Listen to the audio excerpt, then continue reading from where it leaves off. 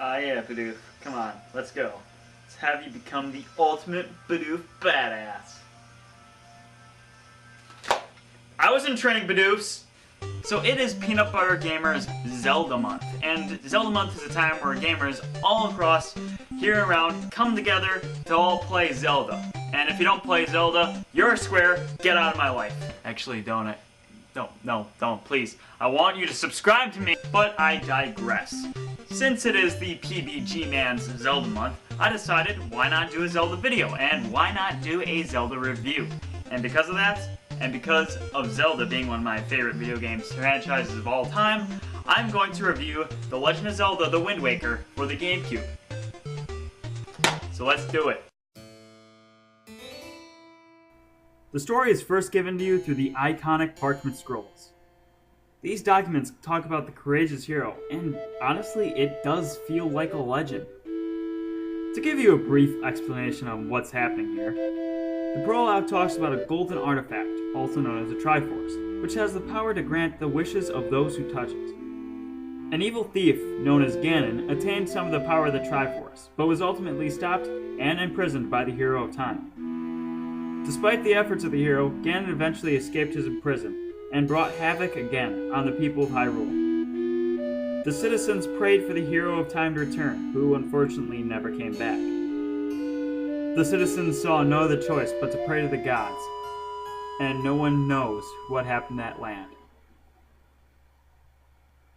Fast forward a few centuries later, and we focus on Outset Island, where a bird that was being chased by a band of pirates comes and kidnaps Link's sister. Link joins up with the pirates to rescue Ariel.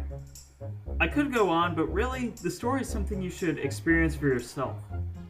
The plot is memorable, including some extremely well-written dialogue, especially from Ganon. You will find yourself getting invested in the future, but sort of not future, of the Zelda series, aside from a few minor plot confusions. It's my philosophy that if you want to clue in your audience right from the beginning, you have to have a good title screen. The Legend of Zelda: The Wind Waker probably has the best title screen in the entire series.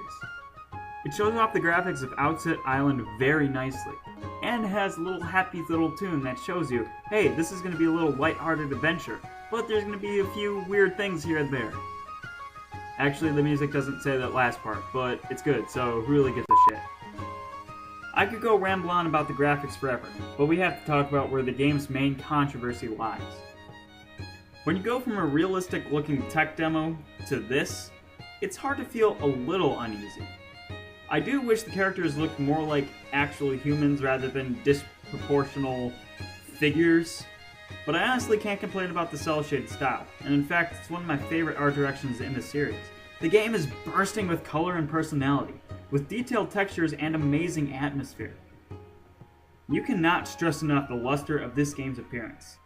The game may look all lighthearted and kiddie, but it really gives you a unique charm which other Zelda games just failed to capture. And let's be real here, the graphics held up better than most games on the GameCube, and it's still better than some highly praised current-gen games. Think how you want about the visual. However, I've never heard once a complaint about the music. This game has the calm and happy villages, treacherous dungeons, and the expansive epicness of the Great Sea, down to a pat. The soundtrack is simply glorious, and I can guarantee you won't hate it.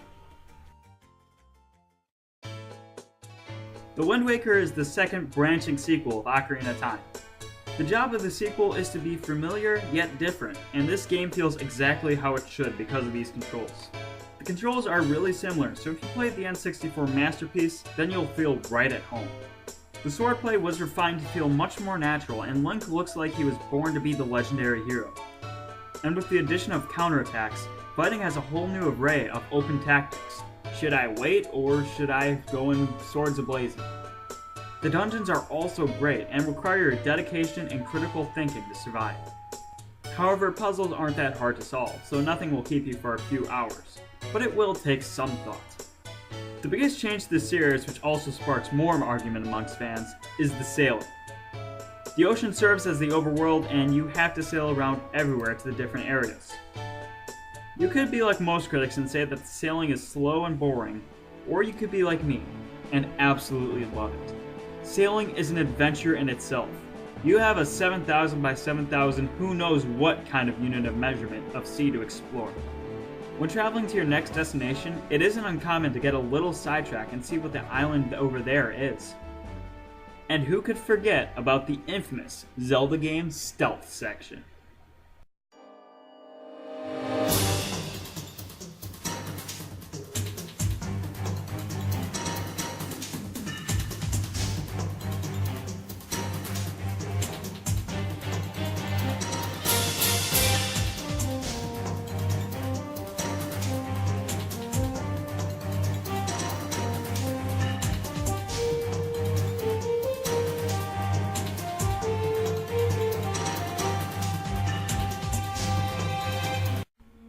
Even though this is one of my favorite Zelda games, it has its problems.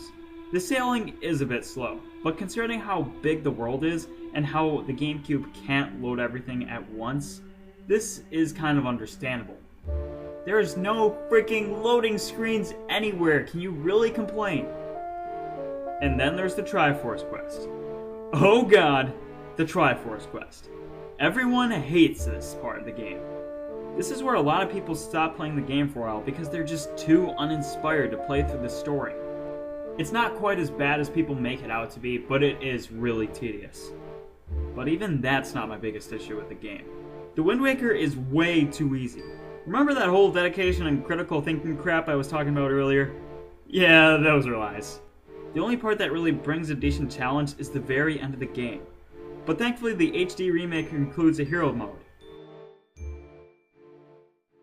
So the GameCube version is pretty good. If you can find it for a good price, I'd recommend it. However, if you do not have a GameCube, then there are still options available for you. Case in point, the Legend of Zelda Wind Waker HD for the Wii U. Now I just want to briefly touch on the HD remake. The game makes minor but welcomed improvements to attempt to make the experience better. It gives a faster sail and a toned down Triforce Quest. Both still have their problems, but these make the experience easier.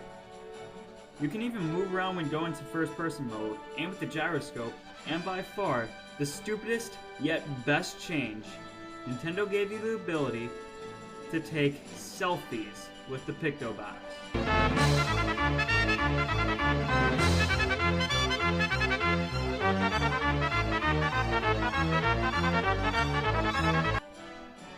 And that's not even to mention the display. The graphics look even more amazing, and the music had some changes, but nothing too unfamiliar. The remake of this game is awesome, and it'll make it hard for you to go back to the original. However, if you still own your GameCube, I would not recommend going the HD remake right away. It's still pretty much the same experience, and there's not really a whole lot new. But if you want to go ahead and experience the great HDness known as The Legend of Zelda, then it's not bad to spend the $50 on this game. The Legend of Zelda, The Wind Waker. What more needs to be said about this masterpiece? I don't know. If you can find the GameCube version for a good price, pick it up. But if you're more used to modern conventions, I would recommend that HD remake touched upon a little earlier. It makes minor improvements which not only make one of the best remakes of all time, but also possibly better than the original. It has some problems here and there, but overall, it's one of the greatest gaming experiences you can find. So whether you own a GameCube or a Wii U, you can experience the full and beautiful glory of The Legend of Zelda The Wind Waker HD. Or not HD. Well, that's all the time we have for today, so if you wouldn't mind leaving a like or a dislike, maybe even a comment down below.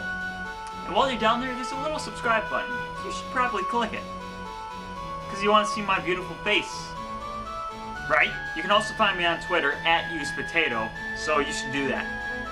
You should do that right now. Follow me. Set me free.